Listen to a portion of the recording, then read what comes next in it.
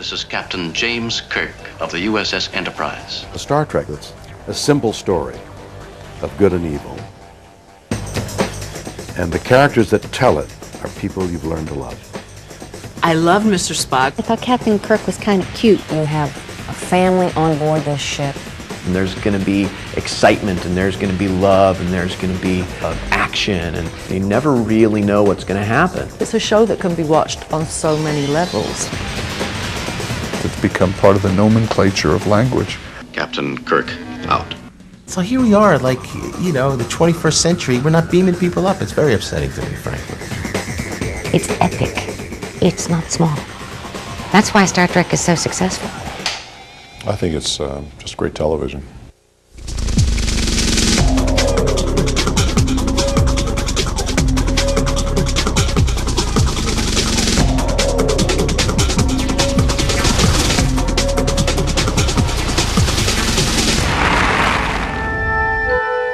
Space, the final frontier. The first time we heard those words was on September 8th, 1966.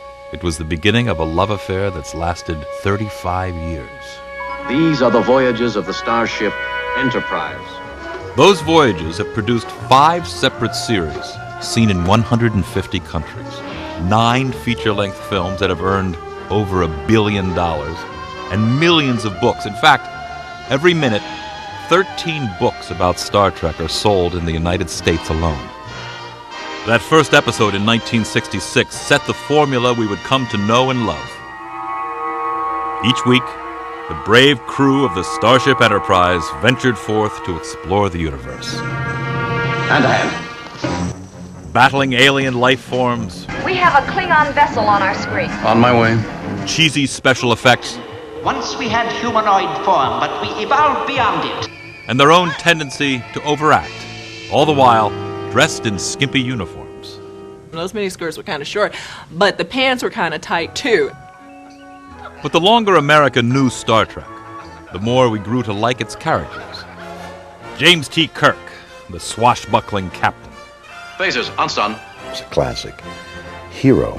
Mr. Spock, the first officer from the planet Vulcan who made logic charming. I don't know, it's like Voltaire with ears. And his frequent sparring mate, the grumpy Dr. McCoy. You're out of your Vulcan mind, Spock. These characters, and the ones that would follow in later series, introduced phrases "We will see it done, warp speed," that have become part of the fabric of our culture. Make it so. I'm a doctor, not a mechanic. Sir, we're doing everything within engineering reason. It's dead, Jim. This is fascinating. We're ready to beam up. Resistance is futile.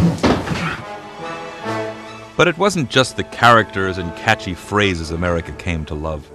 As Captain Kirk gave way to Captain Picard in The Next Generation, Captain Sisko in Deep Space Nine, and Captain Janeway in Voyager, the common thread that linked each series was something pretty unique in network television.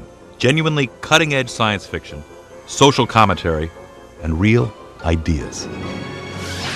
So we can lay in front of us ideas that confound us as humans, as politically interactive creatures, and examine them sometimes from a non-threatening viewpoint. Ideas about racial tolerance, about the role of technology, and the meaning of humanity itself. You know, the whole message of Star Trek is to celebrate the diversity of the universe, because we have embraced the diversity of our own world. For 35 years, the little show that started out so uncertainly in 1966 with papier-mâché aliens and sets held together with masking tape has dazzled us with its invention, its characterizations, and its promise of a future world in which we humans have risen above ourselves. But don't just take our word for it. Stop any American on the street and ask them to name their favorite captain.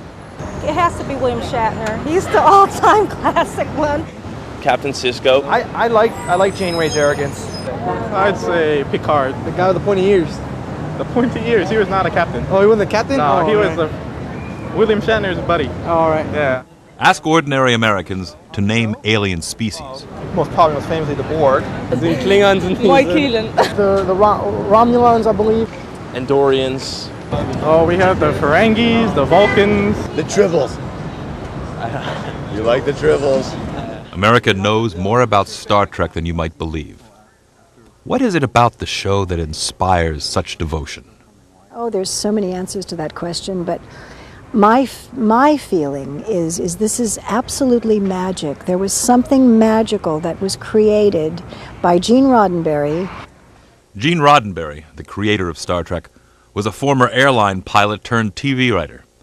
And no one who knew him could have predicted that he would launch a science fiction empire. Even those close to him found him to be an enigma. Creative, passionate, tall. Well, he's kind and generous and warm and a very difficult man. He was filled with contrasts. So you took that which you wanted. You know, if you liked him, he was all those good things. And if you didn't like him, he was all those bad things. And I liked him. But within the sophisticated writing was an underlying optimism about a future that Roddenberry believed just might come to be. It was so inclusive. Girls would write me, young girls, and say, you know, it's such a role model to have you as the doctor. It's one of the few shows, if not the only show on television, apart from possibly the Weather Channel, that the whole family can sit and watch together. He said that we do not have a show unless it's an optimistic show. He said that's the thing that's going to make it different from every other show that is done. And it has. B-marker? This is both the newest and the oldest Enterprise. It is part of the 5th and latest series, set in a time period before any of the previous series. The new show hopefully is going to appeal to people because you really don't have to know anything, because it starts at the beginning of where the Star Trek Voyages occurred. They're simply trying to get home. If the production values of this series are light years ahead of the original, its core values of hope and tolerance are said to be unshaken.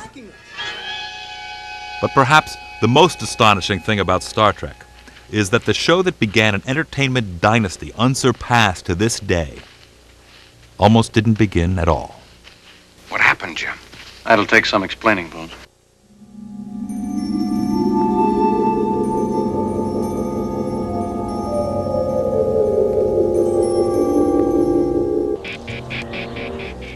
Part of why America loves Star Trek is because the story of the making of the series has almost as many cliffhanger moments as the series itself. But to understand the show's genesis, you have to understand the historical context of the times in which it was conceived. Science fiction in the early days of television presented a dark and terrifying vision of the future.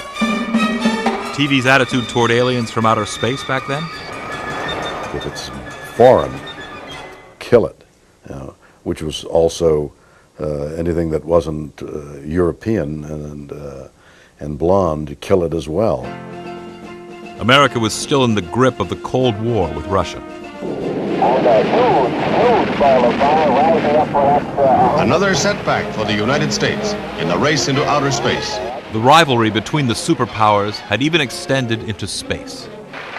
We choose to go to the moon in this decade and do the other things, not because they are easy, but because they are hard.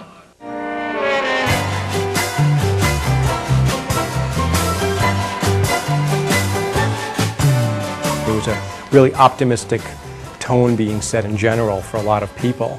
But in terms of the optimism of what technology could accomplish, I think it was really John F. Kennedy and Roddenberry who took up that gauntlet. In those days, Gene Roddenberry, the man who would one day be the Elvis of sci-fi, was an obscure television producer pounding the pavements of Hollywood.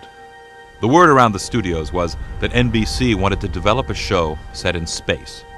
Are you ready for Capcom? And in 1964, a scant year before astronaut Edward White stepped out of his Gemini capsule to take the first American spacewalk, Gene Roddenberry walked into the offices of Desilu Studios in Hollywood to pitch a show. In those days, science fiction really wasn't something you put on television. I mean, every other attempt had failed miserably. But NBC came up with, they said they wanted a science fiction show. Roddenberry developed a story about 7 people exploring what he saw as the last new frontier. He pitched it as a Western in space.